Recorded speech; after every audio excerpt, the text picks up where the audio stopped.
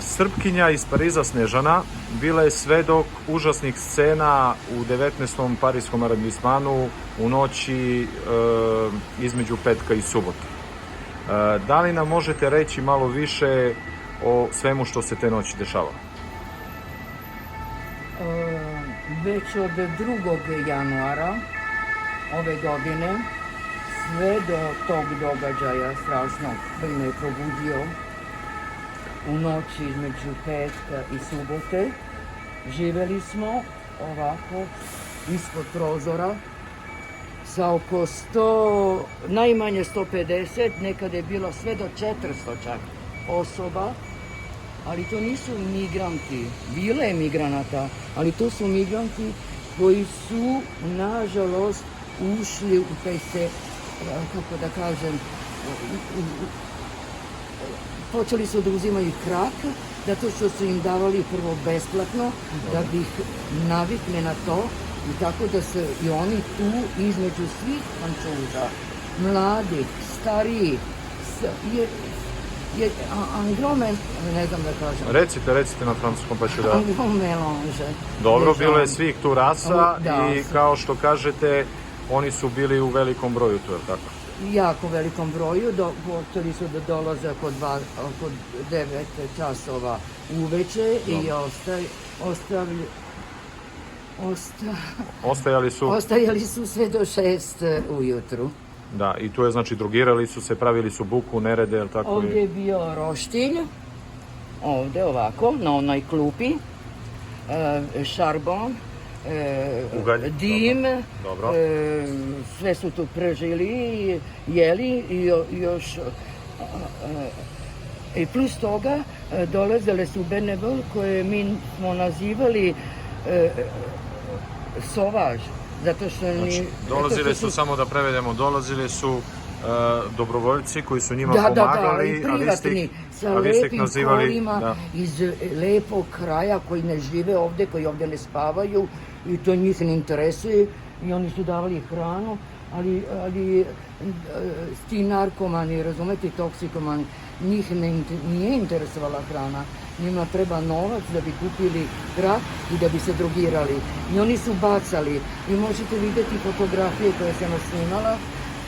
Ja u životu nisam videla tako nešto, toliko veliku prljavštinu, toliko smeće, ja to nikada nisam videla ovako, svaki dan ujutru ispred ljudi koji su prolazili, dece, roditelja, naših prozora. Mi nismo smeli da otvorimo prozore za vreme lepih dana i mi smo morali, ja sam danas otvorila to. To je sve bilo otvoreno i zapušeno sa velikim skočem svuda. Vi ste osjećali dim? Samo da slučajno ne uđe. Jer sam počela da pomećam i bolela me i glava i svi su se žalili na to, zato što fume od kak se penjalo i sve je ulazilo. Sve ulazi u stanovima. Mi smo bili drogirani. Dobro. I onda smo morali da pušiti to. A recite mi da se vratimo na događaj između petka i subote. Tad je, naime, neko je te narkomane... Reći ću vam kako je bilo. Želela sam da spavam, bez obzira što je bila galama i što je bilo strašno. I morala sam da uzem tabletu za spavanje što retko tad činim. Morala sam. I zaspala sam oko 11. Odjednom sam se probudila i što sam rekla mojoj čerki, skočila sam skoro do pevanica od straha. I shvatila sam da se nešto strašno dešava, ali kako sam ja navikla već, da ja stalno snimam. I to mi je bio instant da odmah uzem telefon i da otvorim prozor ovde i otvorim i snimam. I vidim da odavde dolazi, dim i plamen i etisel i odlazi skroz dole u grupu tih narkomana sa velikim dimom, vidjet ćete to na snimku. Znači, narkomane je neko Da, gađao? neko je gađao. Meni su svi pitali ko. Ja ne mogu da kažem ko je. I neću nikada da potvrdim da su to bili ljudi koji su od zgrade ili neko ko stanuje u kvartu, jer ne znam. Francuski mediji su naime objavili da su to možda, da ima sumnja, da su to neki možda ljudi kojima je dosta više ta situacija i koji su želeli da uzmu stvar u svoje ruke. Ja sam zato i rekla, sve je moguće. Vi ste dali izjavu i policiji, je li tako? Jeste. I policiji sam isto rekla, ja ne mogu da potvrdim nešto što nisam videla. To drugi kažu, mada je sve moguće. Jer se samo desilo se to više noći. Znate vi koliko je to bilo sa drugih strana. I od tog dana, znači od subote, svakodnevno vi imate ovde policiju uveče koja vodi računa da se opet ne... 3 noći sam spavala najzad, mi svi. Ja kad sam se jutros probudila, već su suze bile pune oči. Ja sam pogledala moju ulicu i vidjela sam tako lepo i čisto. Uzela sam telefon i snimila sam i rekla sam kako je lepa naša ulica i postavila sam na Twitter. Evo, sad pričam o tome i ne drže me noge kako sam... Uzbuđene. Jeste, pa strašno je da to će tek košta. A recite mi, vi ste učestvovali i u formiranju jednog udruženja koji se zove Kolektiv... Ne ja. Meni je bila potrebna pomoć, ovo sve što sam snimala, meni je bila pomoć potrebna da ja negde nađem, ja nisam mogla ja sama da stavim to na Twitter. To je nemoguće. Dobro. Ne vredi. Vi ste hteli da te snimke dobiđu svet i da obavestite javnost. Jeste, tačno. I našla sam Facebook i našla sam grupu i pitala sam da uđem u tu grupu, prihvatili su i zatim su mi rekli da idem na Twitter. I tako sam upoznala fondatrice. Dobro. Da je Kolektiv 19. Kolektiv 19, dobro. Da, Kolektiv 19, koji se bori, ima oko 2000 članova, izvinite, članova. I mi svi zajedno se borimo. Više organizacije i sa druge strane. Toliko, možete misliti 2000. I mi smo uspjeli. Mi smo uspjeli, zahvaljujući Kolektiv 19 i svim snimcima, svim video, svima da koji su to poslali. Da pokrenete malo javnost, da pokrenete medije. Mi smo uspjeli. Mi smo uspjeli. I kad sam to pogledala, zaista vas su intervjuisali i najveći francuski mediji i francuske televizije kao što je BFM, kao što je Marianne. Mogu da vam kažem, danas imate RTL, bila je Marianne, Le Figaro, Le Sputnik, Le CNews.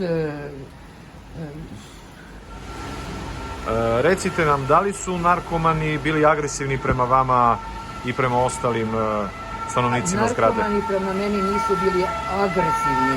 Ja nisam bila lična između njih, ali su agresivni kada zaustavljaju ljude i traže novac, kako se kaže, prolaznike. Jako su agresivni, ljudi se boje, sadnu glavu i prolaze brzo, nisu smjeli da izlaze da pazare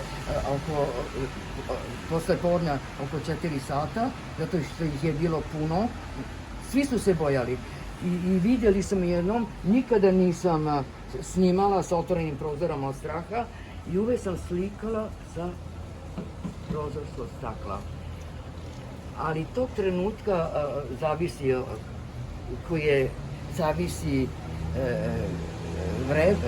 sat, ne znam kako se kaže. Satnica, kad se to desilo, tako? Da, jeste, zbog sunca. I oni su me vidjeli iza prozora. Dobro. I bacili su mi flašu piva od... Vidjeli su vas kako snimate, je li tako? Da, i pokazali mi taj prst. Srednji prst, dobro. I u istom trenutku sam snimila. Dobro. I onda sam poslala Kolektiv 19 i rekla sam, oni su znači, rekli... vidi se kako leti flaša prema prozoru vašem i to je tako? Čuje se zvuk. Dobro. Zato što je bio video. Dobro. Čuje se zvuk, a čuvam još stakliće na prozoru. Dobro. Razumete li to? Znači, još čuvam stakliće. A jel sad posle ovdje ovih... se pronašla 2 flaše vode pune, one male flaše. Dobro, što su donosili njima volonteri da im daju vodu i to, da. A recite mi, da li posle svega ovoga što je izašlo u francuskoj javnosti i vaše priče, da li se plašite za vašu bezbednost? Plašim se, zato što jutro sam gledala i poznajem skoro dosta, naravno od 2. januara kako ih snimam, poznajem ih sve.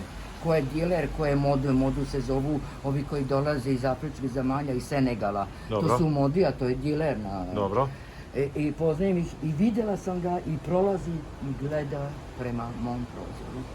Dobro. On gleda, zato što znam da zna odakle dolaze te fotografije, sve, i kad je video je tačno moje cveće.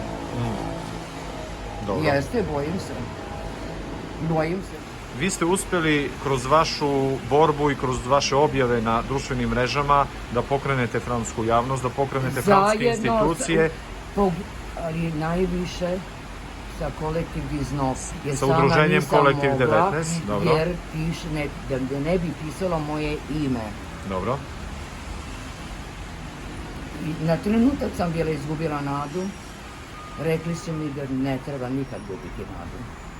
I danas kada sam pogledala i 3 noći u miru spavati i policija koja čuva naš sana, rekla sam da je vredalo.